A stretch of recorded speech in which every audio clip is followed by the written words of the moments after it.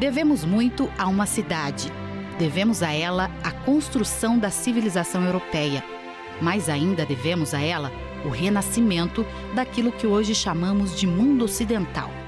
No ano de 480, nasceu São Bento na Núrcia, aquele que teve a força para mudar a si mesmo e usou essa mesma energia para mudar o mundo. Houve um homem de vida venerável, Bento tanto pela graça quanto pelo nome, que desde a infância possuía um coração maduro. Superior pelo seu modo de proceder, na juventude, a nenhuma volúpia entregou seu coração. E assim, enquanto se achava nesta terra, da qual por algum tempo pudera gozar livremente, desprezou como já murchas as flores do mundo. As obras de Bento falam por si, mas quase tudo o que se sabe sobre sua vida pessoal chegou até nós graças aos diálogos de São Gregório Magno, biógrafo e o primeiro monge a ser eleito papa. Em seu livro, ele registrou os maravilhosos fatos que ouviu e sobre os quais pesquisou por toda a vida. Bento tinha apenas 13 anos quando partiu para a Cidade Eterna. Mas era maduro o suficiente para, em pouco tempo, perceber que a superficialidade que tomava conta da vida social de Roma havia invadido também as suas escolas. A Roma daquele tempo era o que ele menos queria.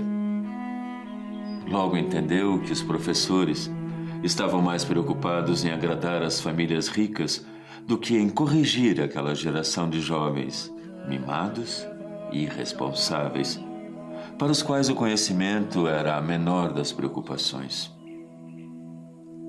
Temendo ser engolido pelo rasteiro materialismo e a vida de aparências, decidiu preparar-se sozinho para, um dia, poder ajudar aquelas pessoas. Para isso, teve a coragem não apenas de deixar a escola e sair de Roma, mas de renunciar aos bens e proteção de sua família. A partir daí, ele buscaria inspiração no contato com a natureza, nos estudos profundos e na convivência com as pessoas simples. Ele não queria que nenhum conforto material inadequado pudesse distraí-lo de seus objetivos. Pouco mais que um adolescente, Bento saiu de Roma a pé, em busca de um local isolado.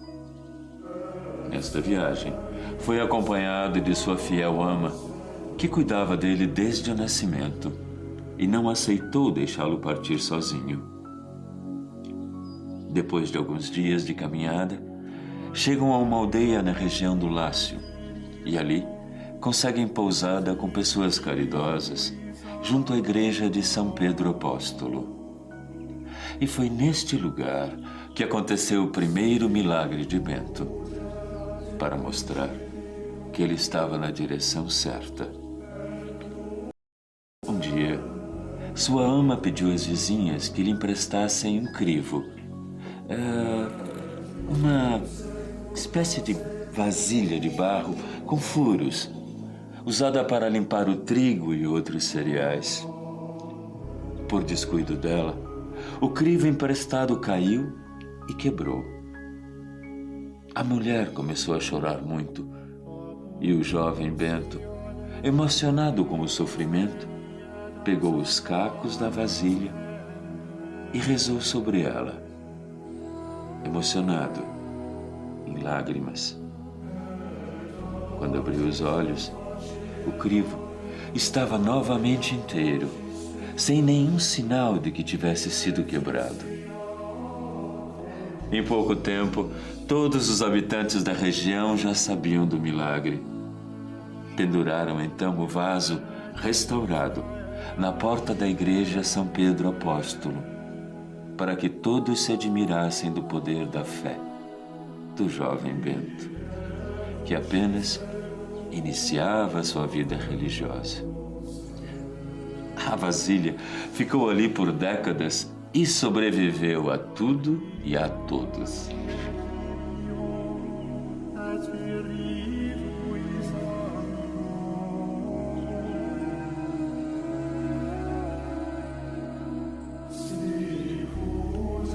aos 20 anos, depois de 7 anos de pregação e exemplo, decidiu isolar-se em uma pequena e quase inacessível gruta nas encostas do Monte Subíaco, de onde desciam muitas fontes de água. No caminho, encontrou um velho monge chamado Romano e a ele contou seus planos. O monge prometeu orientá-lo e guardar segredo do local. Emprestou-lhe livros preciosos e lhe deu um velho traje monástico negro, cor que Bento usaria por toda a vida e seria adotado pelos seus futuros discípulos. Além disso, de tempos em tempos, levava a Bento um pedaço de pão que tirava de sua própria ração diária. Não havia caminho do mosteiro de Romano à gruta, pois um rochedo bloqueava o caminho pelo alto. O bom monge, então, descia o pão pendurado a uma corda comprida, com um sino na ponta, para que Bento soubesse que era hora de pegar o alimento.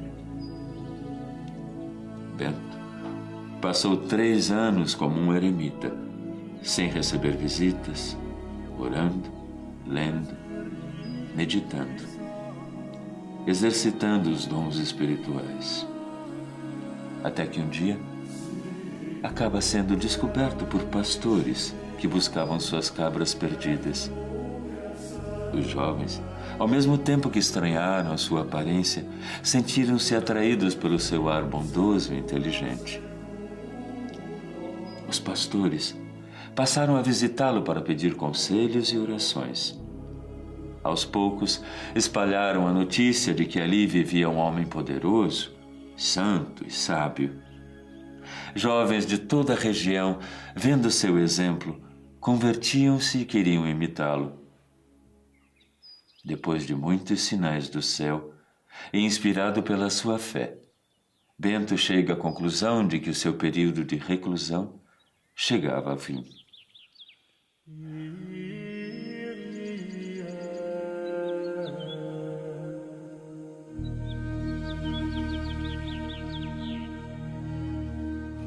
Perto de onde Bento fez o seu retiro, havia o convento de São Cosimato, cujo dirigente havia morrido recentemente.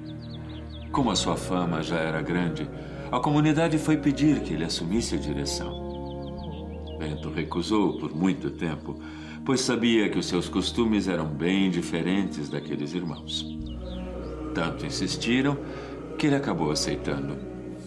Lá, comprovou a sua intuição.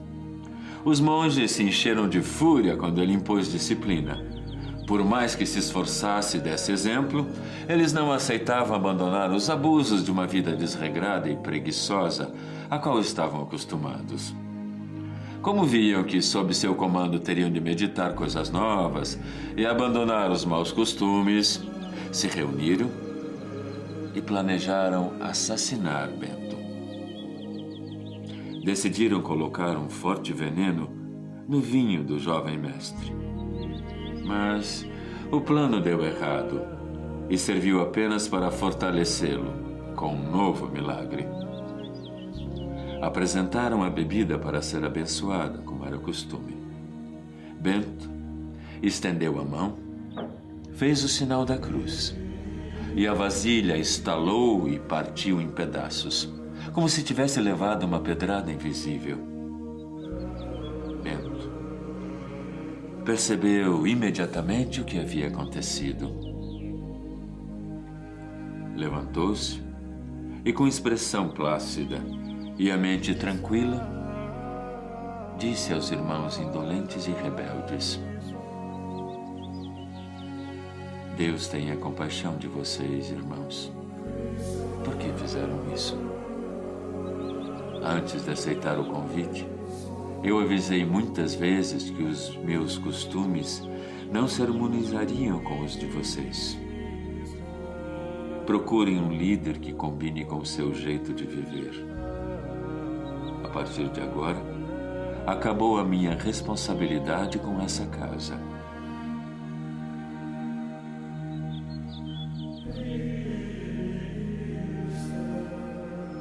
Bento deixou o mosteiro, voltou para Subíaco, recebido entusiasticamente por jovens cheios de energia e fé. Entre eles, os futuros santos Plácido e Mauro. Resolve emigrar para a região de Nápoles. Lá, aos pés do Monte Cassino, ele e seus discípulos constroem, com muito esforço e apoio da comunidade, o seu primeiro mosteiro, usando as pedras de uma antiquíssima construção abandonada. Na verdade, aquele foi o primeiro mosteiro propriamente dito da Europa, e Bento quis fazer dele um modelo para o Ocidente. Para isso, estudou a fundo os regulamentos dos mosteiros orientais, assimilando o que havia de melhor e adaptando o restante ao espírito romano. Uma grande quantidade de discípulos aparece e, para abrigá-los, Bento funda 12 pequenos mosteiros. Seu lema é simples e poderoso: ora et labora, ou seja, rezar e trabalhar.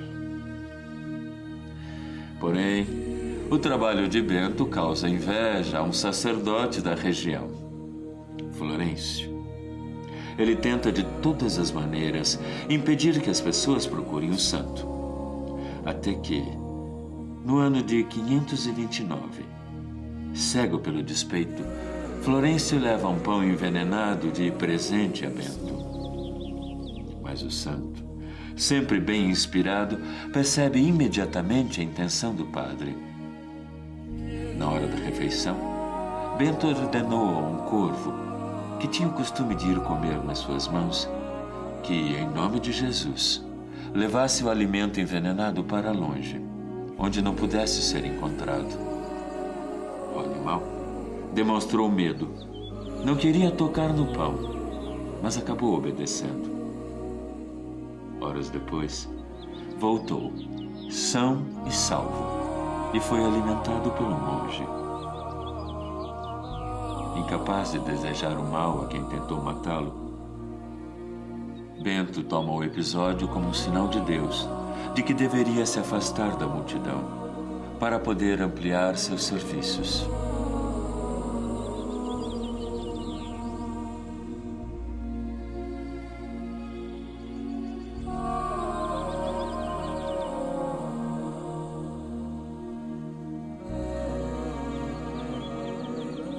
Aos 50 anos, deixa o vale para morar no alto da montanha, onde começa a construção de Monte Cassino, que se tornaria o grande centro propulsor da mensagem beneditina, sob o emblema da cruz e do arado.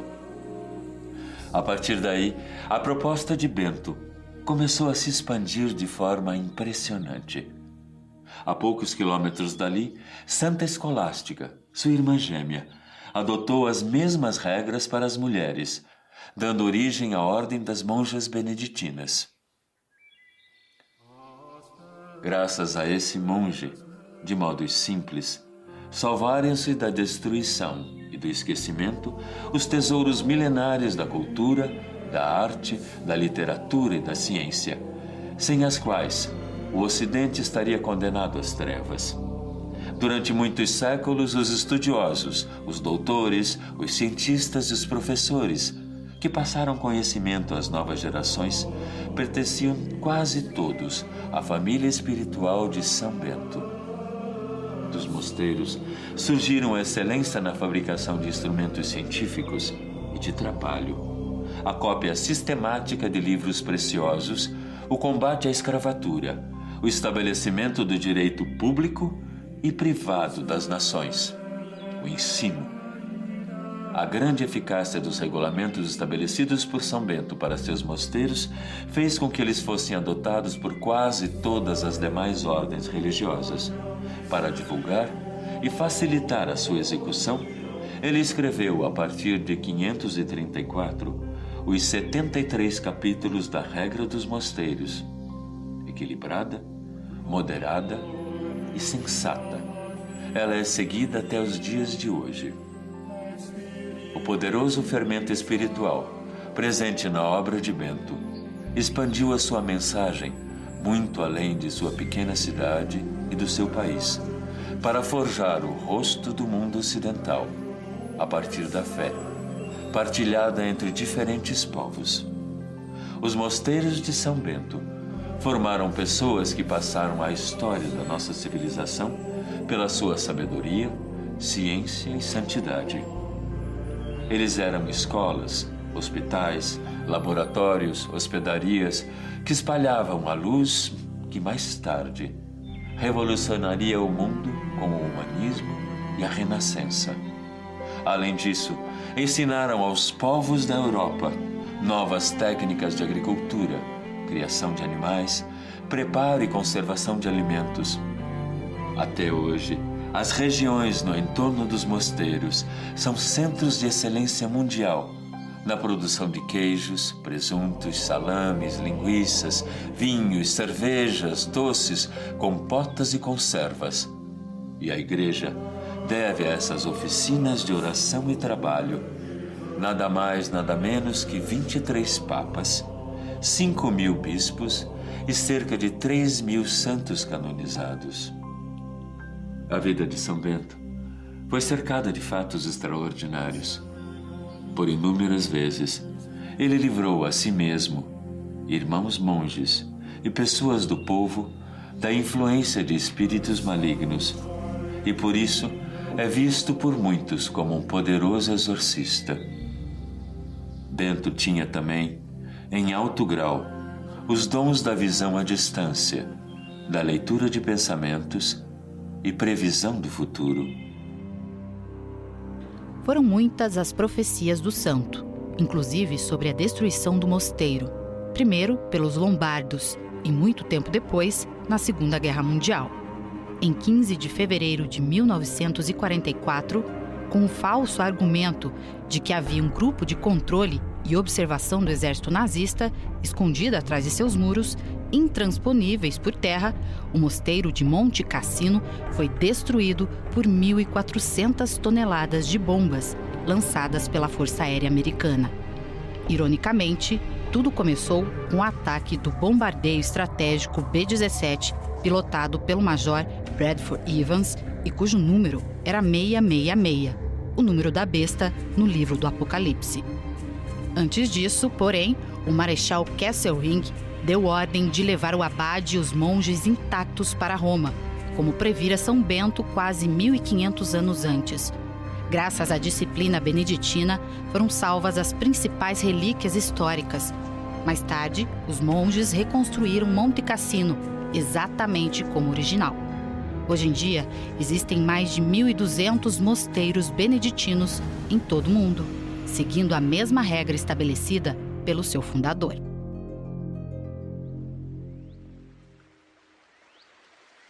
Confirmando uma de suas profecias, São Bento morreu em 21 de março de 547, aos 67 anos, 42 dias depois da irmã Santa Escolástica, deixando um legado incalculável. A pequena gruta em que ele viveu como eremita por 3 anos é até hoje uma fonte inesgotável de incontáveis milagres.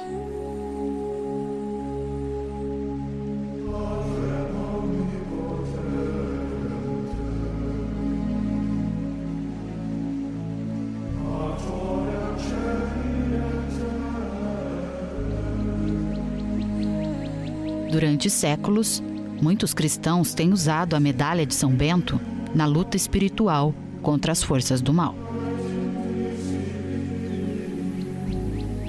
Por mais de 1000 anos, a existência da medalha de São Bento foi vista como um mito. Até que em 1647, ela foi redescoberta nas paredes da antiquíssima abadia beneditina de São Miguel, na Alemanha, onde estava oculta há séculos. Cuidadosamente entalhada na parede, a medalha crucifixo trazia uma fórmula, isto é, um resumo, feito apenas com as iniciais das palavras de uma oração que ninguém conhecia. Examinando os livros do mosteiro, os estudiosos encontraram uma ilustração de 1415, na qual São Bento aparecia segurando uma cruz e uma flâmula que, para a alegria deles, continha exatamente a oração da medalha. Os versos são considerados uma forma de exorcismo, um pedido de proteção contra as tentações e os maus pensamentos. E se tornaram famosos com o nome de Vade Retro Satana. A medalha tem na frente a imagem de São Bento trazendo nas mãos uma cruz e um livro aberto com a frase: sejamos protegidos pela sua presença na hora de nossa morte. No verso, há uma imagem da cruz e as letras iniciais da poderosa oração que você está convidado a utilizar sempre que estiver precisando. A cruz sagrada seja a minha luz. Não seja o dragão o meu guia. Retira de Satanás. Nunca me aconselhes coisas vãs. É mal o que me ofereces. Bebe tu mesmo o teu veneno.